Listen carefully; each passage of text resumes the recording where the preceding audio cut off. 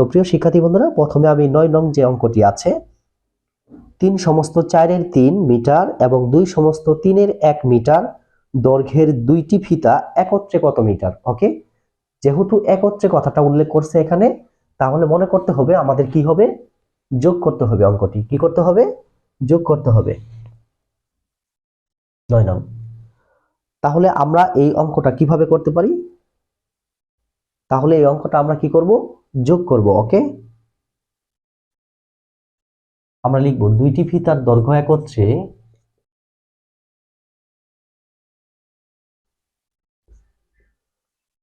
দৈর্ঘ্য একত্রে, এই যে একত্রে হলেই কি হয়ে যায়, যোগ হয়ে যায়। ওকে, তাহলে একত্রে 3 সমস্ত 4-এর 3 যোগ হলো 2 সমস্ত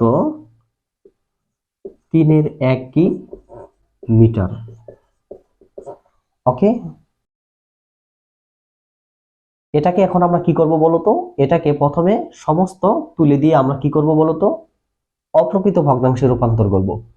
এটার সাথে এটা গুণ করব, 3 4 12, আর উপরে যেটা আছে এটা কি হয়, যোগ হয়ে যায়। 3 4 12 আর 3 কত হয় বলতো, 15। তার মানে উপরে 15, নিচে হলো 4, আর 3 দুগুণে 6, আর 1 কত 7, আর নিচে হলো 3। তাহলে কি এটা মিটার, আমরা এখানে ডট ব্যবহার করতে পারি।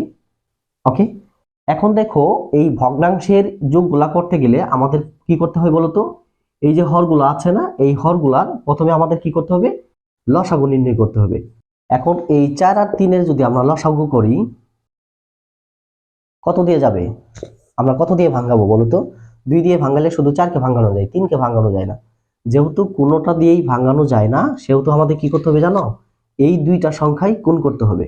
3 4 কত হয় 12, তাহলে লসাগু বের হলো 12। ওকে, তাহলে এই যে 12 বের হলো লসাগু, এটাকে কি করতে হবে জানো, এই যে প্রথম ভগ্নাংশের হর আছে না, এই প্রথম ভগ্নাংশের হর দিয়ে ভাগ করতে হবে। দেখো 12কে যদি আমরা 4 দিয়ে ভাগ করি, 3 4 কত হয় 12, কত বের হলো 3।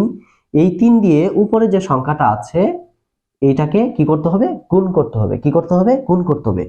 3 15 কত হয় 45, যোগ এই 3 দিয়ে এখন এটাকে কি করতে হবে, ভাগ। কি করতে হবে, ভাগ। তাহলে 3 4 কত হয় 12, আমরা যদি 12কে 3 দিয়ে ভাগ করি, 3 4 12 বের হয়, কত বের হলো 4। এখন এই 4 দিয়ে ওই যে উপরে 7 দেখতে পাচ্ছো, এই 7কে কি করতে হবে জানো, এই 7কে গুণ করতে হবে। তাহলে 4 7 কত হয় 28। ওকে, তোমাদের দেখতে মনে হয় একটু প্রবলেম হচ্ছে, যেহেতু আমি তোমাদেরকে এই যে রেখা টেনে বোঝানোর চেষ্টা করতেছি, তো তোমাদের মনে হয় দেখতে সমস্যা হচ্ছে। ওকে, আমি দাগগুলা মিশিয়ে দিচ্ছি, আমি দাগগুলা মিশিয়ে দিচ্ছি। ওকে, তোমরা আবার এইভাবে দাগ দিও না, আমি তোমাদের বোঝানোর স্বার্থে এইভাবে দাগ দিয়ে দেখিয়ে দিলাম যে তোমরা এই ভগ্নাংশের যোগগুলা কিভাবে করবে।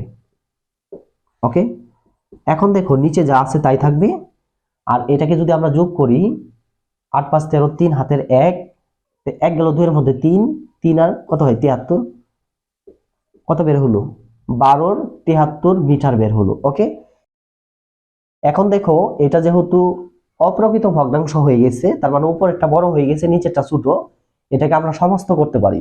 এখন সমস্তটা কিভাবে করব, আমি এই পাশে একটু তোমাদেরকে বোঝানোর চেষ্টা করতেছি। তোমরা অপ্রকৃত ভগ্নাংশ থেকে কিভাবে সমস্ত করবে এটাও তোমাদেরকে একটু দেখিয়ে দিচ্ছি। দেখো এই যে ভগ্নাংশের যে নিচের সংখ্যাটা আছে না, এটা কিন্তু ভাগের ক্ষেত্রে কি হয়ে যায় জানো, ভাজক হয়ে যায়। কি হয়ে যায়, ভাজক। আর উপরের যে সংখ্যাটা আছে মানে হলো লব, লব হয়ে যায় ভাজ্য। কি হয়ে যায়, ভাজ্য হয়ে যায়। তাহলে এটা যদি আমরা ভাগ করি, 5 12 60, 6 12 72, এই যে 72, এখন বিয়োগ করে কত থাকে 1। এই যে দেখো আমরা 73কে 12 দিয়ে ভাগ করলে ভাগফল কত পেলাম 6। এই যে 6 এর এখানে আমরা কি করব, এখানে একটা দাগ দিব। তারপর এই যে 12টা আছে না, এই 12টা নিচে চলে যাবে। ওকে, আর এই যে অবশিষ্ট 1 থাকলো, এটা উপরে চলে যাবে।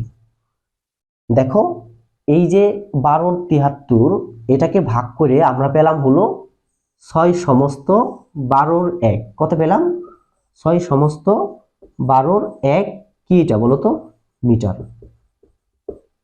তার মানে দেখো এই দুইটি ফিতা একত্রে হলো 6 সমস্ত 12-র 1 মিটার। তো প্রিয় শিক্ষার্থী বন্ধুরা, আশা করি তোমরা এই 9 নং অঙ্কের সমাধানটি বুঝতে পেরেছো। তো এখন তোমরা কি করবা জানো, এই নিচে উত্তর অথবা অতএব অথবা সূত্রাংশ দিয়ে লিখতে পারো। উত্তর কত, 6 সমস্ত 12 1 মিটার।